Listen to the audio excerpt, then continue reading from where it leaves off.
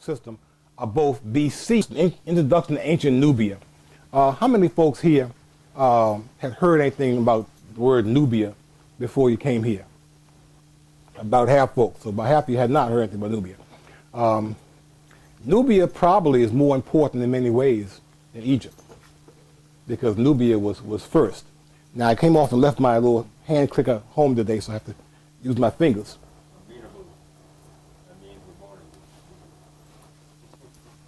Ancient Nubia, today called Sudan.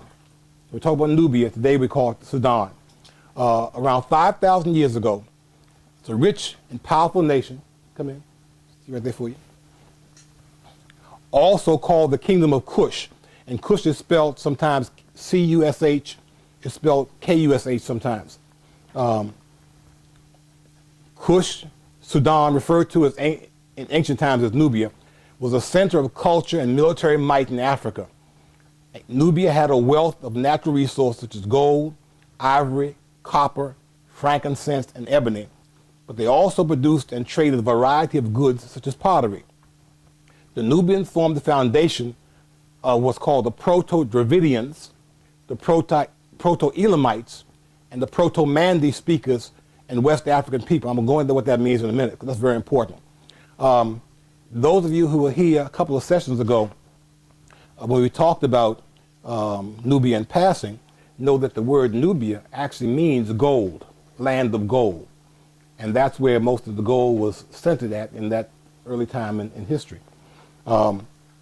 Nubians are believed to be the first human race on earth, and most of their customs and traditions were adopted by ancient Egyptians. That was expressed to us by Diodorus, historian, in his book History, book 3, section 2. To the Greeks, they were known as Ethiopians, and the land as Nubia, and the land of Nubia also was called Punt, which means land of the gods. You'll see Punt sometimes mentioned in the Bible, and you'll see Nubia sometimes mentioned in the Bible.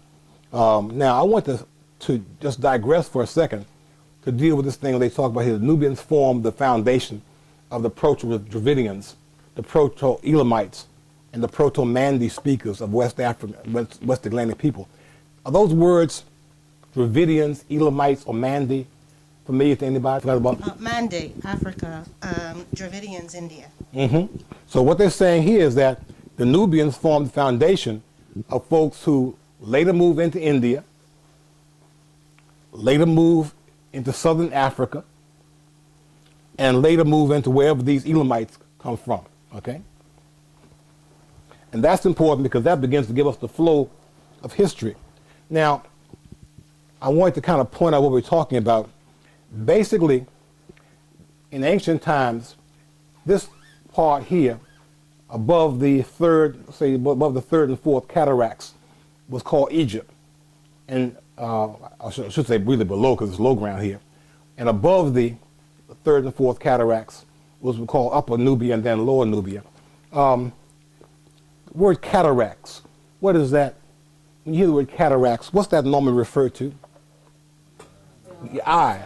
And when something's wrong with your eye, you have a cataract, what is that? Like a film of covering a blockage. Well, the word cataract in terms of Egypt also means blockage. And there are places along the Nile. The Nile is the longest river in the world. Along the Nile, there are places where there are rock formations that cause rapids and blockages. There are about six or seven of them, I guess, altogether along the Nile, and they're called cataracts. And in ancient times, those cataracts made it somewhat difficult to travel on the water, because you could travel up to where the rapids were and then you had to come on land and go around it, because there were no means to negotiate through the rapids in ancient times. So this whole area now, above Egypt, looking, what the Africans did, I like to say they turned their back on Europe. When we see the map of the world today, we see the map oriented with Europe on top and Africa on the bottom.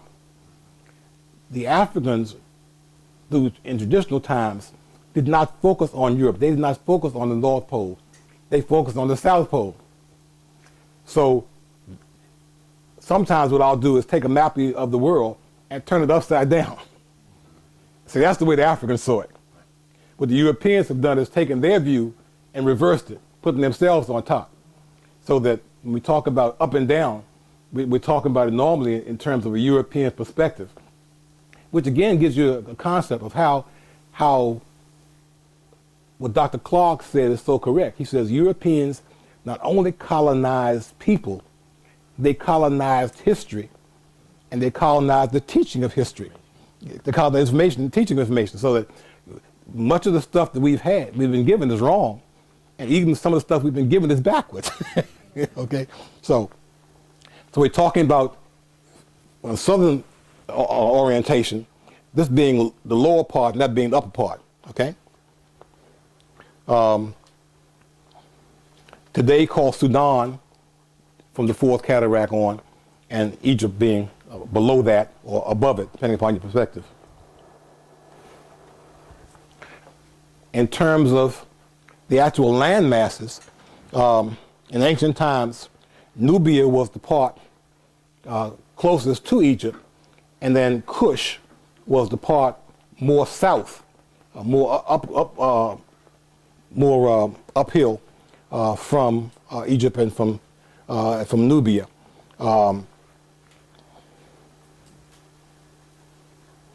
There were basically 3 or 4 major civilizations other than Egypt during the time that Egypt was existing. Kush at a certain point was in predominance, Nubia at another point, Egypt at one point, and they go back and forth through history. We don't know a great deal about any place other than Egypt. We don't have the same kind of information about any place other than Egypt. Who might know why that is? We might stop and ask the question, why was Egypt so well explored? And why do we know so much about Egypt? Sure. They wrote in stone, so the stuff was still available. But there's another reason too, a subtle, somewhat racial reason. Yes, ma'am? The Greeks went into, and Romans, well, the Greeks went in as philosophers and studied, but the Romans went in as conquerors with their empire, and so they brought information out. Well, but there's also information in Nubia, and also information in Kush, but somehow that didn't get brought out. Why could they relate to Egypt? Well, I think because Nubia would have been, as far as the people would have been more black, more Negro, and more whatever. Whereas I think in Egypt they would have been more mixed. That's right. So they could associate they're going to associate their history with Egypt. I told you he was an A student. That's exactly it. If you go to certain parts of this country, and I would dare say certain parts of this world today, and you ask people what was the race of the Egyptians, the ancient Egyptians, they will give you all kinds of confusion. They will tell you, for instance, they were Mediterranean white people. Because that was put out there for a long time. The Egyptians are Mediterranean white people. White Europeans could relate better to the Egyptians because they were mixed people, they were lighter people. There was no question about the Nubians and the folks from Kush. They was some dark-skinned people. What did Roosevelt Middleton say? We be creosote people. You know, they were dark-skinned people. They couldn't relate as much to them. So that, unfortunately, much of what we know today about Nubia or Kush comes by way of their connection with Egypt. There has not been a great deal of independent study, certainly not to the same extent as has been had in terms of Egypt in Nubia and Kush. And that again brings up another point that I've talked about before. One of the reasons that a course like this is important, and one of the reasons that what we're doing is important, because we have to begin to stimulate an interest in things that relate to us in the same way that Europeans stimulated and foster research and study into things that relate to them or things that they think relate to them. Unfortunately, what happens in this world, if you don't recognize that you've got to take a stand and protect your stuff gets wasted. We would like to think very often that it's racism. And sometimes it is. But sometimes it's just the fact that people don't appreciate somebody else's stuff. Much of the area we're talking about now, of Nubia, is now underwater. I'm sure that many of you know, but let me ask the question. Why is most of Nubia now underwater, brother? Because that's where the dam in Aswan was built, and behind it, when you build a dam, you flood areas. Flood area. Yeah, So yeah. that's why a lot of it is underwater. Now, had Europeans had a great interest in Nubia, most likely some other kind of arrangement would have been found. Yes, sir. And whenever you visit the museum in Aswan, the Nubian Museum, that goes through the construction of the dam, and actually they were trying to save the temples, because there was a lot of temples that was in the area that was flooded, but they would just continue building that they was racing against time, them building the dam as opposed to trying to salvage the history of the temples. Well, that's an interesting statement you said. You said they were racing against time. Did God give them a deadline? No. They were racing against a man-made date for the building of the dam. There again, what would let's say that it was decided that it would be good for the folks in Kansas if New York were flooded, built a dam across the Alleghenies and flooded the East Coast of the United States. Do you think that's very likely that would happen? No. Why? We would revolt. Why we revolt? Well, there would be a value for the well, maybe I got it back, but there would be a value for the history there. New York is one of the leading financial centers of the world. Philadelphia is the cradle of, the democracy.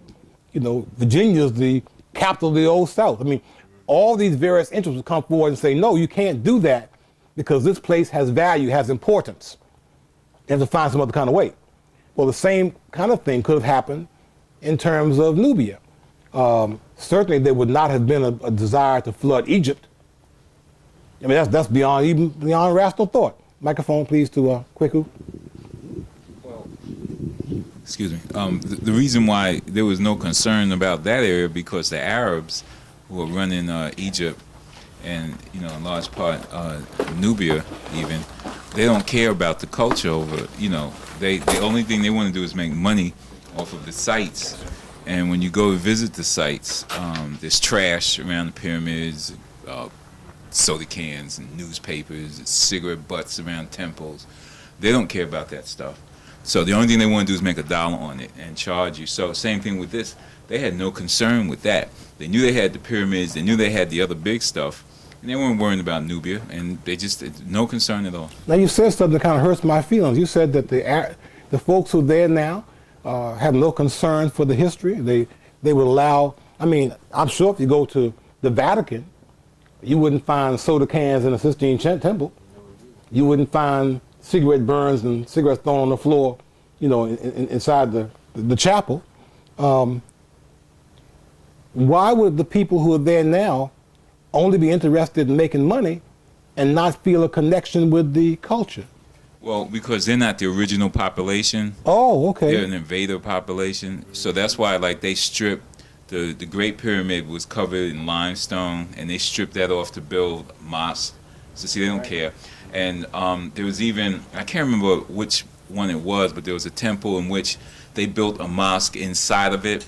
And I can't remember, I think it was in Luxor, I don't remember. So it's part ancient, Kemetic or Egyptian, and it's also part Arabic or Muslim, because they built their temple actually within this other temple. Mm-hmm. So they don't care. They're just overrunning. It's just whatever they can make off of it. Okay. The point I was trying to make there, trying to bring several things out. First of all, the average person on the planet does not know that the folks who are in Egypt today are not the folks who were in Egypt in historical ancient times. That the Egyptians were more of a Nubian people, even though they were mixed. They were more of a Nubian people in traditional times than the Arab-based people who are now there. The people who are the custodians of Egypt, who most people call Egyptians, they were an invader population.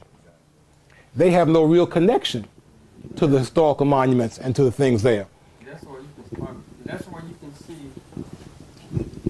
Yeah, that's why you can see, in other words, the Egyptians there, the ones there that you're talking about, in other words, they don't really care what they got, but it's how important the hieroglyphic, the Maronetta, all of that, how important it is, but they don't even care about it. Yeah.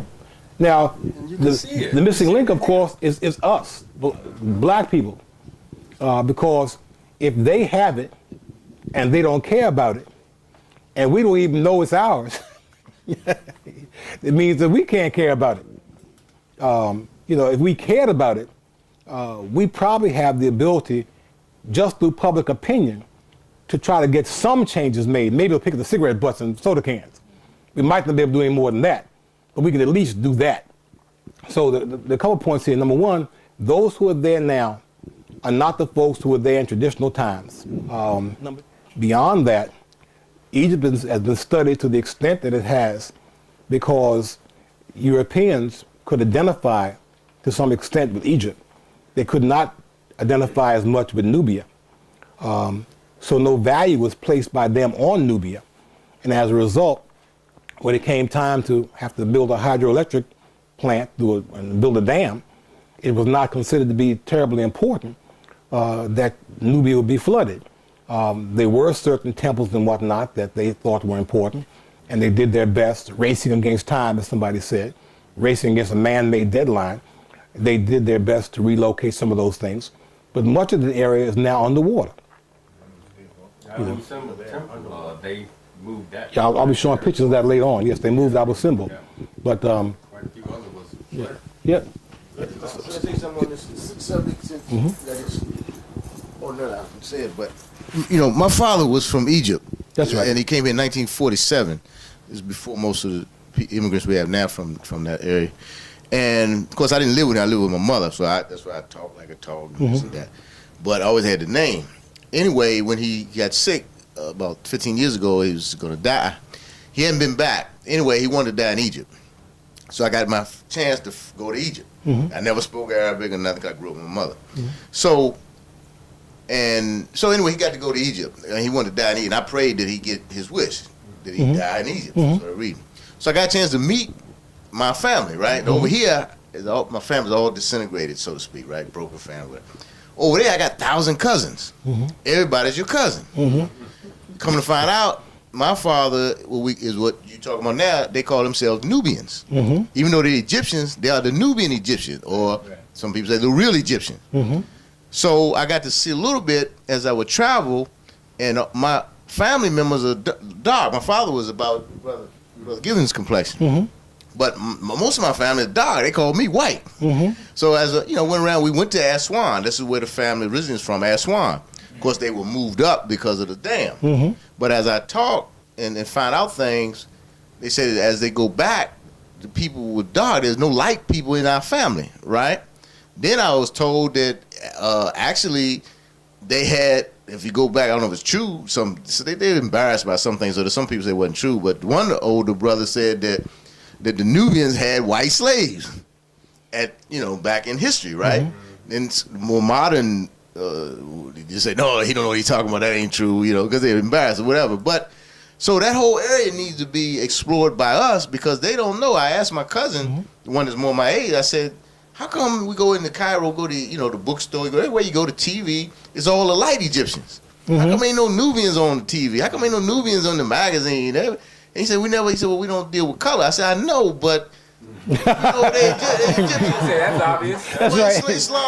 Islam is supposed to eliminate the racial thing, right? There's you have no high right because you light or because you dark or anything. But I said, so they never thought about it. I said, but we can do the news, can't we? Or we can do just something. And he said, you never thought about that, And I said, yeah, all of the society in Egypt, Cairo, pretty much is all light Egyptian.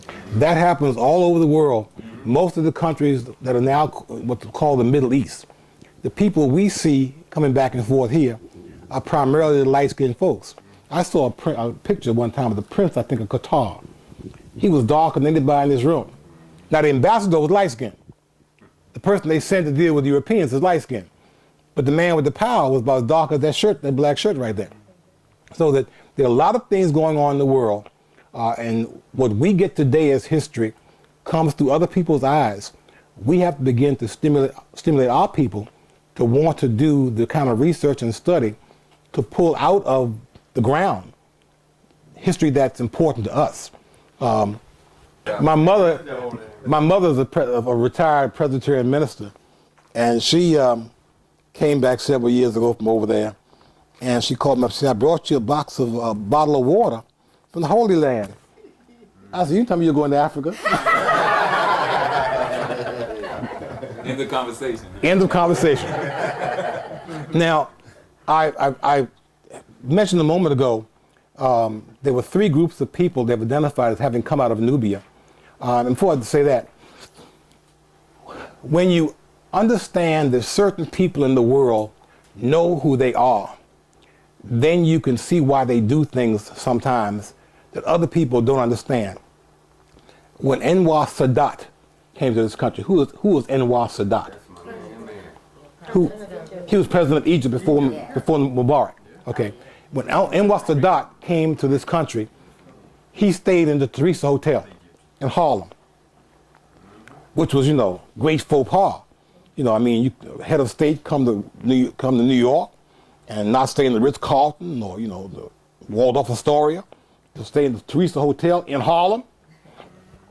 And when they asked him about it, he said, it's quite natural for me. He said, you see, my mother is Nubian.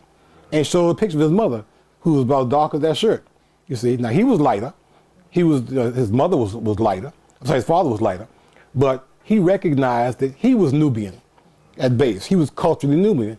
And that's what he was trying to push forward.